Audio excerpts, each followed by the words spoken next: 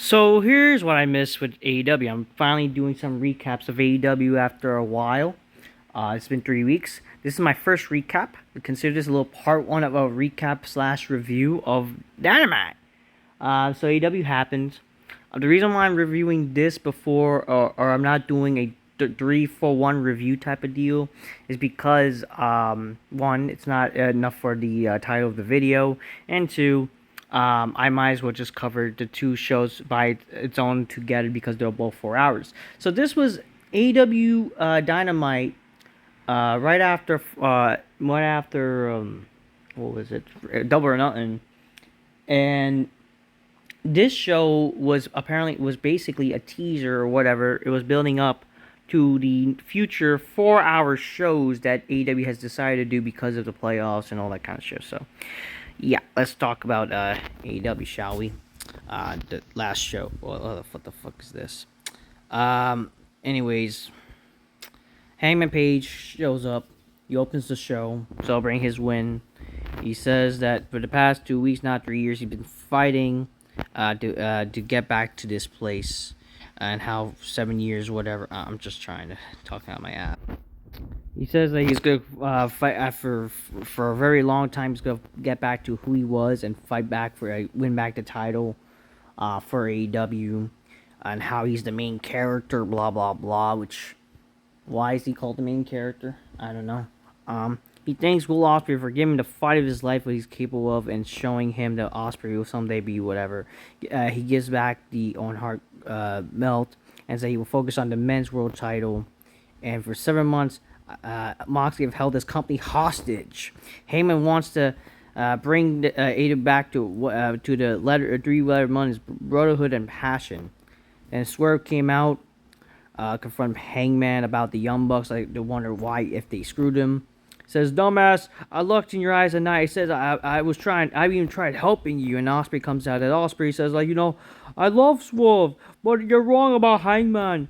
They're only short of bringing back the World Championship because they're the reason why AEW sucks. So he actually mentions that AEW sucks because of the Death Riders. I mean, there's more than just that. You're part of the problem why AEW sucks, retard. Whatever. This is kind of appropriate. Moxley defeated some jobber. I don't know what this is. Oh, not some jobbers. Mark Briscoe. I didn't even remember. Nor do I care. Again, this is 3 weeks. So this show, I remember, I was very busy around this week watching the show. That's why I also because one, kind of, out of the loop with AEW a little bit. It's really because, again, at that time, it was Memorial Day week, and then people were over. So it was like, I'm trying to, catch up in a sense, Then then MJF comes with the hurt thing and says, we hurt people. We don't not just gonna keep the tag titles, but we're gonna recapture the world title. Cause we hurt people. Okay. Ricochet says, he's will continue quest for gold and he will need some loyal subjects. I guess loyal subjects to, shove his poopy hole, right? Because he likes to finger his own self, so whatever. Megan Bayne and Penelope Ford defeats Anna Jay and Harley Cameron in a street fight or whatever. This match was really not needed, and then we see in this match, Harley Cameron and Anna Jay they broke their faces during this match. This was just useless. The Ops won some tag match, whatever. And what the fuck is this? We see Jamie Hayter is sad about not winning the Owen Hart Cup, but she's wondering what's next. And this chick shows up, and this was a failure of a debut, which looked like the camera person fucked up.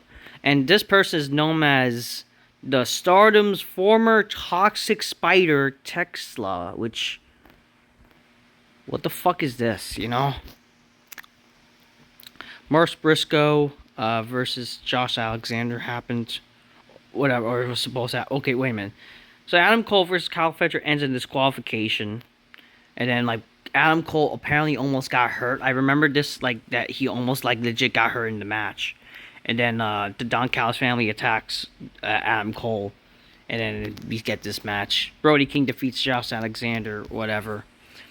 This is announced a 4-hour special event where they do Fighter Fest for 4 hours and it is whatever. Then we see some supposed lesbo. Then we have this. This was the main event for God knows what reason. So Mercedes and Timeless Tony Storm confront each other. Tony Storm mentioned how how Mercedes won all the titles, but Timeless Tony Storm only needs one. That she has done everything for this. She has bled for this. She has cried for this. She has bled for this. All this type of shit, and she will. Everything will be timeless. Yeah. And Mercedes says, "I'm the best in the world, bitch. I'm gonna beat your ass, bitch, and you're gonna get bankrupt. You won't be your time will stand for no man, not even you or something." And then eventually you see Tony Storm like kisses her hand, so it perceives that this is some sexual innuendo type of stuff, which I'm sure a lot of men would like that, I guess. Yeah, this is basically like all the people that were having fantasy of Sasha doing HLA shit, I guess is kind of happening right now. So, yeah, though that's AEW. That's the show after Dynamite, and this was definitely like a firecracker. Not really a interesting show, for all honest to ourselves. Yeah, I just want to say, why was this the main event? And why are we doing this whole like power struggle where people are like struggling, like, oh, who's gonna take down the Death Riders? And we're gonna act like that's some NWO type of shit. Like, really? It's not like the Death Riders are taking over the freaking show. We didn't see the Death Riders do anything. Whatever. I don't know. So this was the show after Double or Nothing, and not much was left to be desired. Till next time, peace. Yeah.